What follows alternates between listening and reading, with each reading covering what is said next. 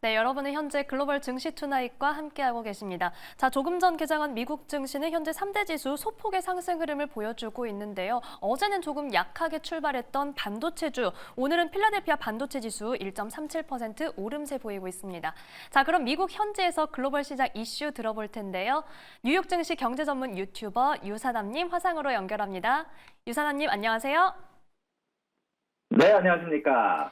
네, 한 주를 마무리하는 금요일입니다. 오늘 일정부터 짚어주시죠. 네, 일단 오늘 같은 경우는 이미 발표된 수치가 좀 나왔습니다. 중국의 신규 대출 수치가 나왔고요. 예상치를 조금 상회하는 수치인 900빌리언이 나왔고요. 그리고 수출입 물가지수가 예상치를 미국에서 하회를 했습니다. 특히 수출 관련된 물가지수가 마이너스 0.7%로 전체적으로 예상치를 크게 하회를 했고요. 그러고 나서 약 17분 정도 뒤에 나오는 지표 중에 미시간대 인플레이션 기대치, 미시간대 5년 인플레이션 예상치, 소비자 기대지수, 소비자 심리지수가 있고요. 그러고 나서 나오는 선물 관련된 원유와 금, 나스닥 관련된 투기적 슈퍼주션에 대한 발표, 그리고 중국의 고정자산 투자, 산업생산, 실직률까지 전체적으로 시장에 영향을 줄 수 있는 지표다 보니까 이런 부분들을 하나씩 살펴보는 게 좋아 보입니다.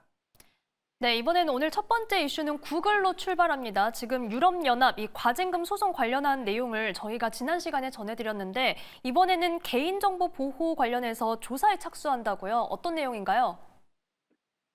네, 맞습니다. 말씀해 주신 것처럼 이번에 아일랜드 데이터 보호위원회와 EU에서 개인정보 보호 규정을 지켰는지 EU 규제 당국이 조사에 착수했다고 합니다. 현재 구글이 자사의 대형 언어 모델 팜2와 개발과 관련해서 과연 EU의 일반 개인정보보호법을 따른 법적 의무를 준수했는지 조사를 한다고 하고요. 이번에 나왔던 팜2 같은 경우는 구글이 지난해 공개한 고급 추론과 코딩 등을 수행할 수 있는 다국어 언어 모델인데요.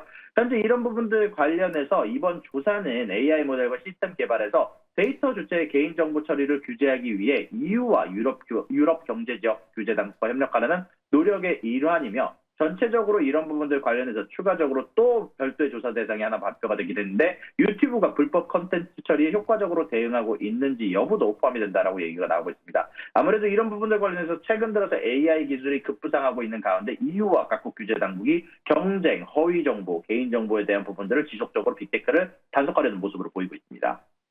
네, 우선 지금으로서는 구글 주가 오름세 보이면서 타격을 입지는 않는 모습인데 그래도 이 조사 과정 어떻게 진행되는지 지켜봐야겠습니다. 자, 이번에는 오픈 AI 소식입니다. 새로운 모델을 출시한다는 이야기인데 이 모델이 어느 정도 수준을 보여줄지가 궁금한데요.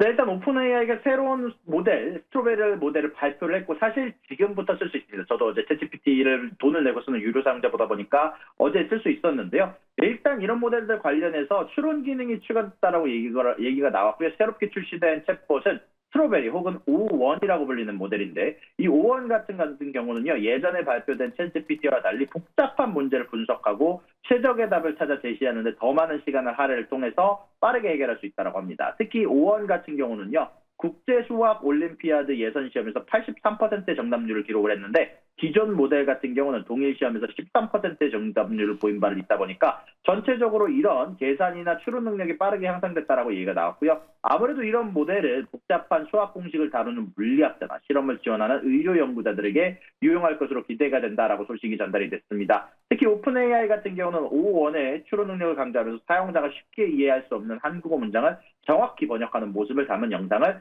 보여주기도 했었는데요. 이런 부분들 관련해서 샘 올트만 같은 경우는 O1을 새로운 패러다임이라고 칭하면서 복잡한 문제를 효과적으로 추론할 수 있는 능력을 가진 AI라고 얘기를 하기도 했습니다. 일단 제가 개인적으로 몇 번 써보기는 했는데요. 다만 최신 정보가 입력되지 않은 점 그리고 수학적 추론 능력에 대한 발전과 있고 그리고 과학적 추론 능력이 발전된 점은 있으나 아직까지 뭐 완벽하게 사람을 대체할 정도는 아니다라는 게 제 개인적인 의견이고 분명히 전 버전보다 확실히 정답률이 오르는 듯한 모습을 보였다가 여러분들에게 얘기를 해드릴 수 있을 것 같습니다.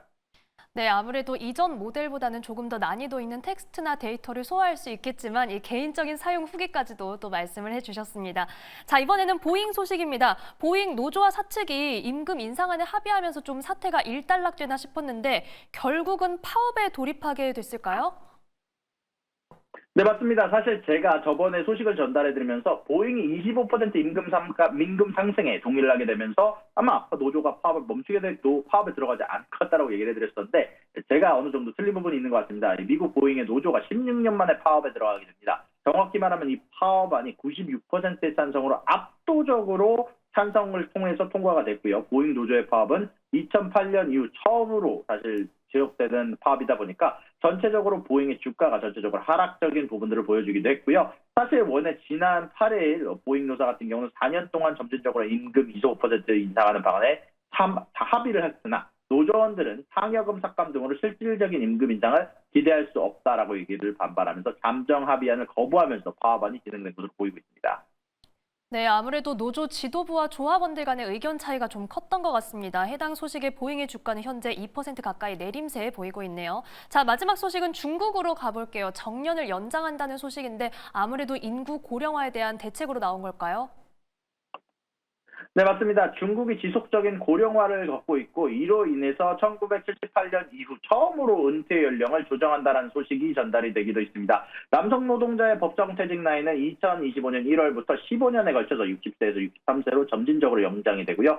여성 노동자 또한 육체 노동자는 50세에서 55세, 사무직 노동자는 55세에서 58세로 늘어난다는 소식이 전달이 됐습니다. 아무래도 중국 정부가 지속적으로 출산율이 급감하고 있고 고령화가 가속되는 상황에서 국가의 노인 부양 부담을 줄이고 노동력을 확보하기 위한 움직임으로 보이고 있고요. 사실 지난해 중국인 평균 기대 수명이 78.6세가 돌입됐고 2035년쯤에는 60세 이상 노인 인구가 4억 명을 넘어서 전체 인구의 30% 이상을 차지할 것으로 예상되는 부분이 있다 보니까 이런 부분들을 담당하기 위해서 아마 발표된 정책으로 보이고 있고요. 다만 그럼에도 불구하고 전체적인 우려가 섞인 부분은 중국이 사실 16세에서 24세 사이 청년 실업률이 21.3%까지 치솟았던 적이 있거든요. 그 이후로 발표를 중단하게 됐었는데 이런 부분들이 해결된 부분들이 아니다 보니까 지속적으로 노인에 대해서 전체적인 정년을 밀리는 것만으로는 사실 청년 실업률에 도움이 되지 않을 거다라는 생각이 좀 드는 부분들까지 여러분들에게 얘기를 해드릴 수 있을 것 같습니다.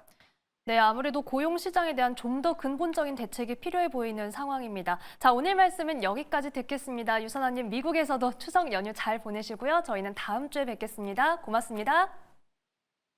수고하셨습니다.